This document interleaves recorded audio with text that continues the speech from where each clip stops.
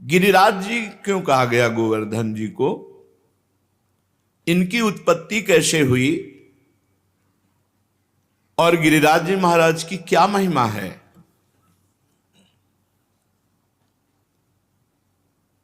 श्री नंद बाबा ने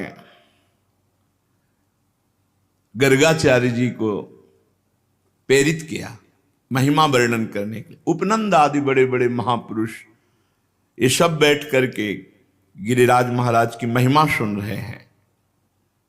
साक्षात परिपूर्णतम भगवान श्री कृष्णचंद्र जो असंख्य ब्रह्मांडों के अधिपति हैं, कर्तुम अकर्तुम अन्यथा कर्तुम सर्व समर्थ हैं। जब पृथ्वी का भार उतारने के लिए स्वयं इस भूतल पर पधारे तो उन जनार्दन ने अपनी प्राण प्रिय प्राण वल्लभा अपनी उपास्य श्री राधा किशोरी से कहा, प्रिय तुम्हें हमारे साथ भूतल में हमारे लिए चलना होगा नवनिवृत्त निकुंज से। किशोरी जी ने कहा, प्राणनाथ आप चलने की बात कैसे सोच सकते हैं? जहां वृंदावन नहीं, जहां यमुना सखी नहीं, जहां गिरिराज गोवर्धन नहीं, वहां मेरा पदार्पण हो ही नहीं सकता। भूतल पर अगर हमारी सखी यमुना जी नहीं, गिरिराज गोवर्धन नहीं, तो प्राणनाथ जहां वृंदावन नहीं वहां राधा किशोरी नहीं जा सकती। श्री लाडली जी की बात सुनकर हरि जी ने मुस्कुरा दिया और कहा, हमने पहले से व्यवस्था की है। मृत्युलोक में, भारत भूमि में, माथुर मंडल में अपने को ही 84 कोस भूमि में मैंने विस्तार किया है। ये 84 कोस भूमि श्री कृष्ण स्वरूप है। उस 84 कोश भूमि में आपके विलास के लिए, आपकी सेवा के लिए जो जो चाहिए वो हमें पहले से पता है। यमुना जी, गोवर्धन और संपूर्ण आपके सुख के लिए वृंदावन की शोभा भूतल पर उतरेगी। नंद बाबा ने पूछा, क्या पहले से गिरिराज जी महाराज ब्रजभूमि में प्रकट हो गए? तो कहा, नहीं, इस शालमली द्वीप के भीतर द्रोणाचल के गर्भ में उत्पन्न हुए थे। जो द्रोणागिरी है उनके पुत्र हैं गोवर्धन जी महाराज, वहां प्रकाशित हुए थे।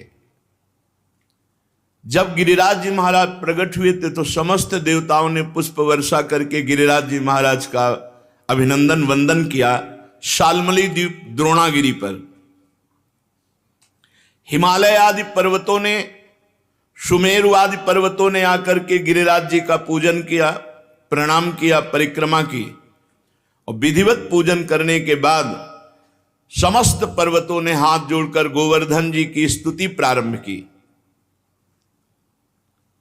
त्वं साक्षात् कृष्णचंदस्य परिपूर्णतमस्य च गोलोके गोगणैर्युक्ते गोपी गोपाल संयुते त्वं हि गोवर्धनो नाम वृंदारण्ये विराजसे त्वन्नो गिरीणां सर्वेषां गिरिराजोऽसि साम्प्रतं नमो वृंदावनांकाय तुभ्यं गोलोकमौलिने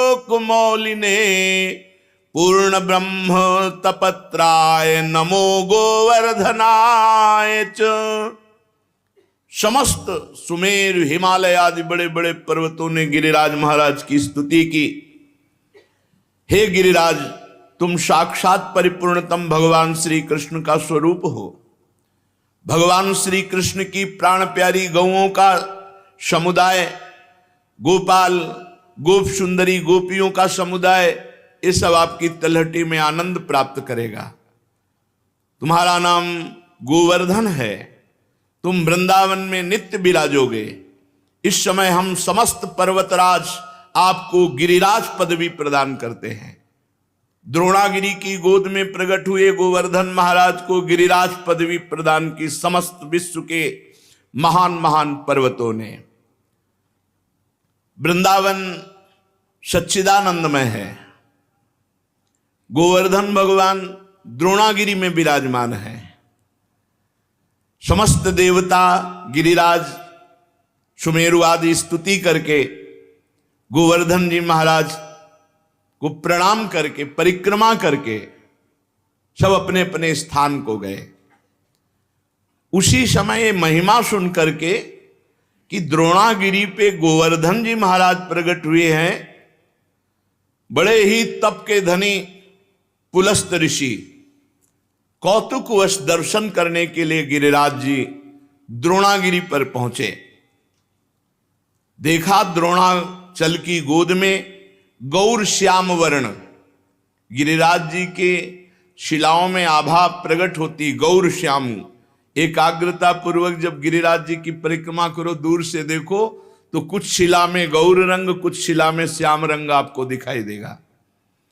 गोवर्धन भगवान ऐसे माधवी मालती सुंदर सुंदर लताएं गुफाएं, बड़े सुंदर वृक्ष जो मीठे फलों के भार से सुंदर सुंदर सरोवर कुंड झरने, महाराज देखते ही पुलस्त ऋषि लुट गए। ये तो महान तपस्या करने की स्थली है, इनकी कंदराओं में तो बहुत आनंद आएगा ध्यान करने में भगवान का। सैकड़ों शिखर गिरिराज जी महाराज के रत्नमय, विविध रंग बिरंगे धातु, विविध शोभा पुष्पों की, नाना प्रकार के पक्षी खग कोलाहल कर रहे, झरने गिर रहे, मृग और बहुत से बंदर, मयूर, केकिका धुनी, बड़ा आनंद गिरिराज महाराज। पुलस्त जी के मन में इच्छा हुई कि ये पर्वत हमारे अधिकार में आना चाहिए, गोवर्धन। द्रोणाचल से कहा, द्रोणागिरी मैं तुम्हें आदेश करता हूं अपने पुत्र का मुझे दान करो। द्रोणागिरी के पुत्र हैं गोवर्धन जी महाराज। तुम पर्वतों के स्वामी हो, तुम्हारा बड़े बड़े ऋषि मुनि तपस्या के द्वारा आदर करते हैं, तुम बड़ी औषधियों के पुंज हो, दिव्य औषधियां तुम में प्रकाशित होती हैं। जब लक्ष्मण जी को वीर घातनी शक्ति मेघनाथ ने मारी थी तो यहीं से औषधि, तो हनुमान जी महाराज को लगा कि कौन सी औषधि है, क्योंकि उन्होंने बताया प्रज्वलित तेजोमयी, तो कालने में ने साफ प्रज्वलित तेजोमय कर दी थी कि हनुमान जी भ्रम में पड़ जाए। लेकिन बुद्धिमान अग्रगण्यम बलवताम वरिष्ठम, पूरा द्रोणागिरी उखाड़ लिया, जो मन आवे सो छांट लो औषधि। तुम औषधियों से संपन्न हो। मैं काशी में गिरिराज जी को विराजमान करूंगा, क्योंकि मैं काशी वास करने वाला हूं और मैं याचना ही नहीं कर रहा, आदेश दे रहा हूं। अगर ना तो साप, मेरा कोई प्रयोजन नहीं है, मैं तपस्या करूंगा गोवर्धन की शोभा देख करके, ऐसा मेरे मन में आया। भगवान विश्वेश्वर की महानगरी परम पवित्र मोक्ष प्रदायिनी काशी में जाकर गिरिराज गोवर्धन को विराजमान करेंगे। जहां पार्श्व में गंगा नदी बह रही, विश्वेश्वर विश्वनाथ भगवान विराजमान है, वहीं गोवर्धन को विराजमान करेंगे। आज तक ऐसा यश प्राप्त नहीं होगा जैसा गोवर्धन को यश प्राप्त होगा काशी में। मैं गोवर्धन के ऊपर ऐसी तपस्या करूंगा कि त्रिभुवन गोवर्धन की वंदना करेगा, और मेरी यह अभिलाषा तुम्हें पूर्ण करनी होगी। पुलस्त जी की बात सुनकर के सदैव प्रकट हुए द्रोणागिरी और रोने लगे। द्रोणागिरी ने कहा, पुत्र स्नेह विह्वल, मेरे आंसुओं को तुम देख रहे हो तो आप अपनी तपस्या की बात सोच रहे हो। जब से गोवर्धन जी आए तब से मैं महान आनंद से हूं, मेरा आनंद क्यों छीनोगे। पुलस्त जी ने कहा, आप शोक मत करो, आपका यश होगा। द्रोणाचल बोले, महामुनि मैं पुत्र स्नेह से व्याकुल हूं, मुझे पुत्र अत्यंत प्रिय है, तथापि मैं आपकी आज्ञा का भी उल्लंघन नहीं कर सकता, क्योंकि जानता हूं आप एक क्षण में साप देकर मुझे भस्म कर सकते हैं। द्रोणागिरी गिरिराज जी को अपने अंक में भर के कहा, पुत्र कुछ भगवान और रचे हैं, इनकी सोच अलग है लेकिन कुछ भगवान और रचे हैं। भगवान का संकेत मानकर मैं तुम्हें इनको दान करता हूं। भारतवर्ष बड़ा पवित्र देश, धर्ममय देश है।